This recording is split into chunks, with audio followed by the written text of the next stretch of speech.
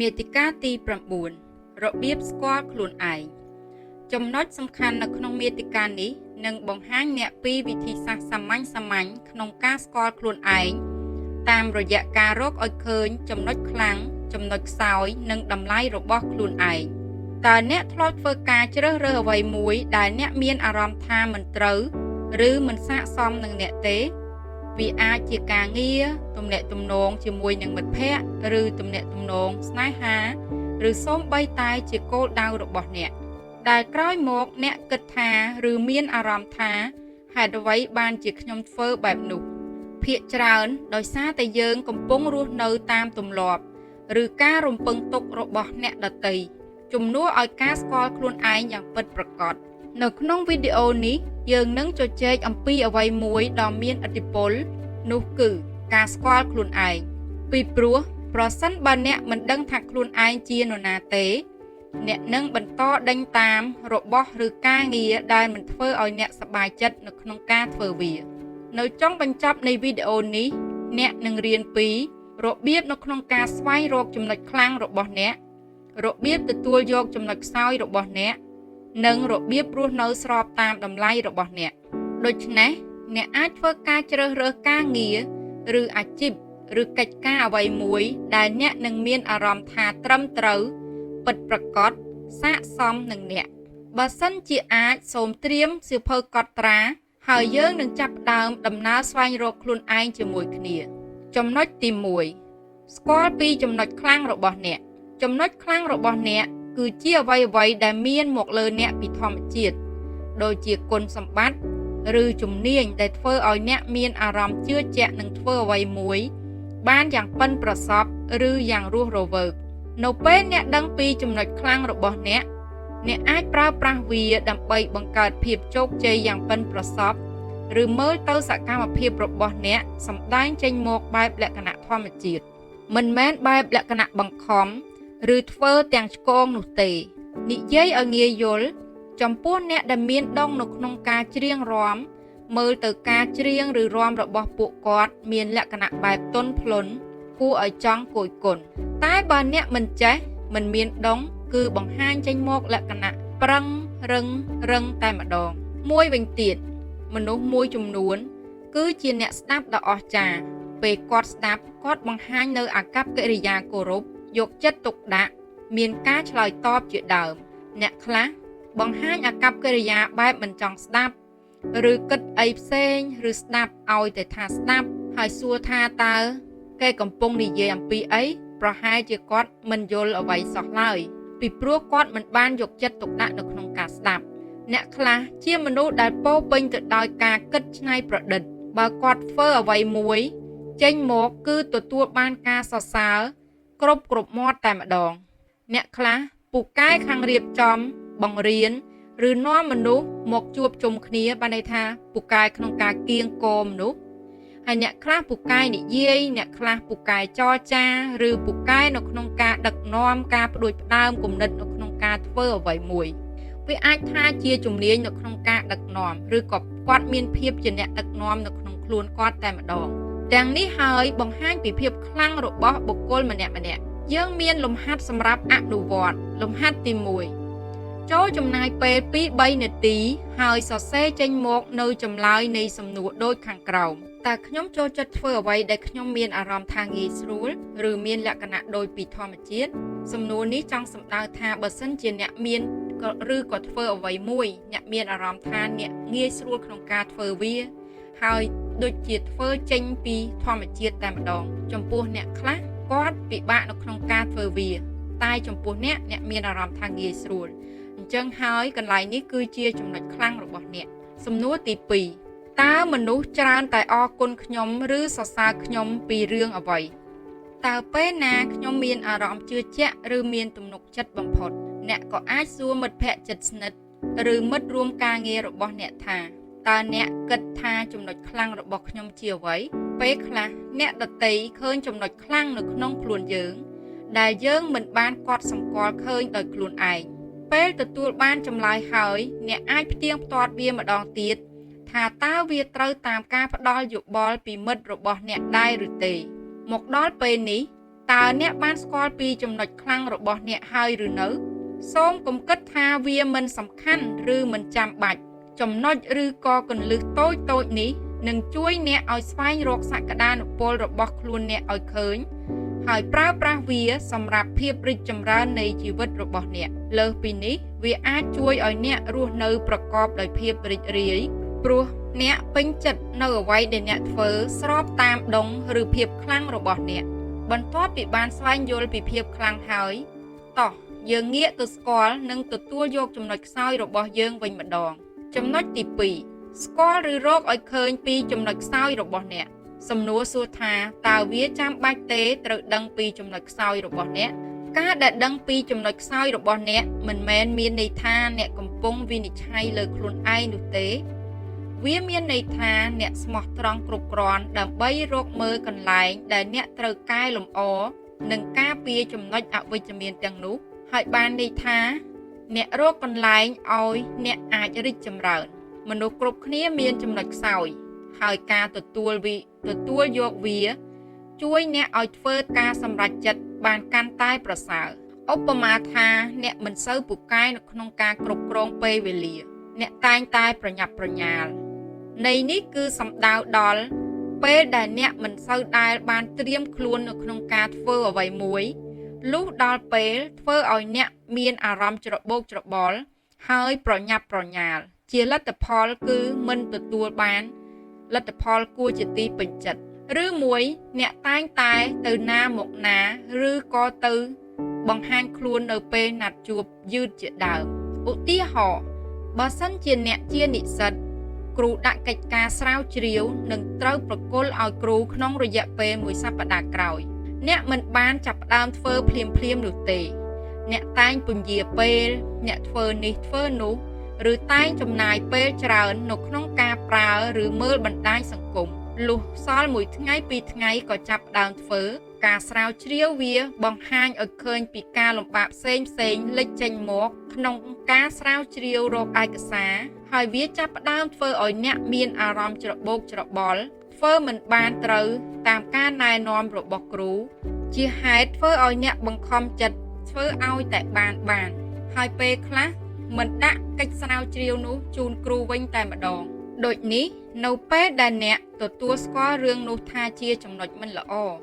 អ្នកអាចរៀបចំផែនការបានល្អជាងមុនប្រហែលជាអ្នកប្រើកម្មវិធីកំណត់ម៉ោងឬមានកំណត់កាលវិភាគធ្វើការប្រចាំថ្ងៃគោរពតាមពេលវេលាឬរៀបចំមុននៅពេលត្រូវទៅណាឬត្រូវធ្វើកិច្ចការអ្វីមួយឧទាហរណ៍មួយទៀតប្រហែលជាអ្នកជាមនុស្សដែលខ្មាស់អៀនពុំហ៊ាននៅក្នុងការសួរសំណួរឬក៏ពិបាកនៅក្នុងការនិយាយនៅក្នុងកិច្ចប្រជុំផ្សេងការដឹងពីរឿងនោះមានន័យថាអ្នកអាចអនុវត្តនៅជំនាញទំនាក់ទំនងជំនួសឲ្យការខ្លាចនិងឈានដល់ការបាត់បង់ឱកាសផ្សេងការរៀននេះវានឹងធ្វើឲ្យអ្នកចេះគ្រប់គ្រងឬលាក់នៅការភ័យខ្លាចឬខ្មាស់អៀនដែលធ្វើឲ្យអ្នកហ៊ានឬចេះបញ្ចេញមតិនៅក្នុងចំណោមមនុស្សដែលវាជាធាតុមួយធ្វើឲ្យអ្នកអាចបង្ហាញសមត្ថភាពនិងអាចចាប់យកឱកាសល្អចូលមកក្នុងជីវិតរបស់អ្នកបានលំហាត់អនុវត្តទី2ចូលឆ្លើយនិងសរសេរចេញមកនៅសំណួរខាងក្រោមសំណួរទី1តើសកម្មភាពអ្វីខ្លះដែលធ្វើឲ្យខ្ញុំបាត់បង់ថាមពលតើសំណួរទី2តើទម្លាប់ឬអាកប្បកិរិយាអ្វីខ្លះដែលរារាំងខ្ញុំពីការធ្វើអ្វីមួយឲ្យបានលទ្ធផលល្អសំណួរទី3តើខ្ញុំតែងតែឮមតិកែលម្អអ្វីខ្លះពីអ្នកដទៃទោះបីជាខ្ញុំមិនសូវចូលចិត្តវាក៏ដោយសូមចងចាំថាគោលដៅសំណួរទាំងនេះមិនមែនដើម្បីលុបបំបាត់ចំណុចខ្សោយរបស់អ្នកនោះទេវាគឺដើម្បីយល់ពីចំណុចខ្សោយទាំងនោះហើយចេះគ្រប់គ្រងវាឬថែមទាំងអាចប្រែក្លាយចំណុចខ្សោយទាំងនោះទៅជាឱកាសក្នុងការរៀនសូត្រពីវាបានទៀតផងលើសពីនេះសូមលើកទឹកចិត្តខ្លួនឯងហើយចូលចាំថាវាមិនអីទេដែលអ្នកមិនល្អឥតខ្ចោះនោះពីព្រោះមនុស្សដែលមានទំនុកចិត្តបំផុតមិនមែនជាអ្នកដែលគ្មានចំណុចខ្សោយនោះទេពួកគេគឺជាអ្នកដែលទទួលយកវាហើយបន្តកែលម្អជាប្រចាំតាមរយៈការសង្កេតនិងការព្យាយាមស្វែងរកចំណុចខ្សោយខ្លួនឯងអ្នកនឹងស្គាល់ខ្លួនឯងកាន់តែច្បាស់ហើយអាចកែប្រែចំណុចខ្សោយទាំងនោះ ដើម្បីឆ្ពោះទៅរកភាពរីកចម្រើនជាងមុនបន្ទាប់ពីបានដឹងចំណុចខ្លាំងនិងចំណុចខ្សោយហើយ